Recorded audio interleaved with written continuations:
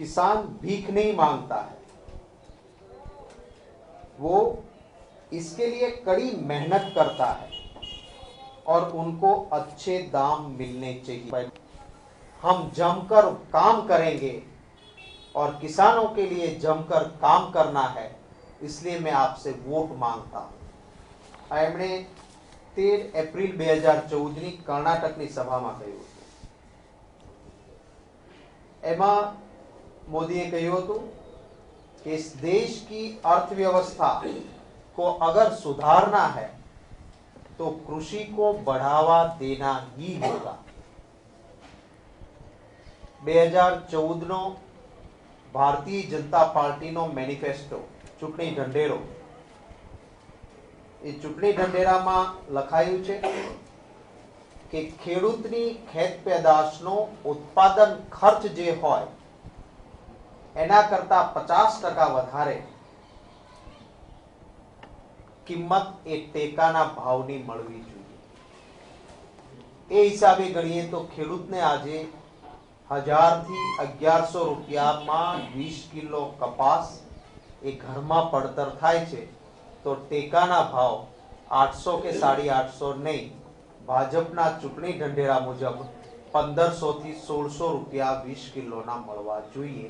એમના ચૂંટણી ઢંઢેરાને ધ્યાને રાખીએ તો, અને આ ચૂંટણી ઢંઢેરા પછી 25 એપ્રિલ 2014 માં પઠાણકોટ ખાતેની એમની જનસભા, એ પણ યુટ્યુબ પર એમની આખી સ્પીચ છે, અને પઠાણકોટની જાહેર સભામાં પણ કહ્યું હતું कि किसान जो कुछ पैदा करता है उसमें जितना खर्च लगता है उससे 50% ज्यादा मिनिमम सपोर्ट प्राइस होनी चाहिए। आप બધા જ એમના શબ્દો એમને યાદ કરીને કહેવા માંગીએ છીએ કે ખેડૂત એ જગતનો તાત છે, અને કિસાનોને ચૂંટણી પહેલા જુદી વાત કરીને મતોનું સમીકરણ કર્યા પછી આજે ગુજરાતનો ખેડૂત આત્મહત્યા કરે અને ગુજરાતના મુખ્યમંત્રી કે દેશના વડાપ્રધાનને સહેજ પણ એની ચિંતા ન હોય, એ કિસાન વિરોધી સરકારના આ લક્ષણો છે।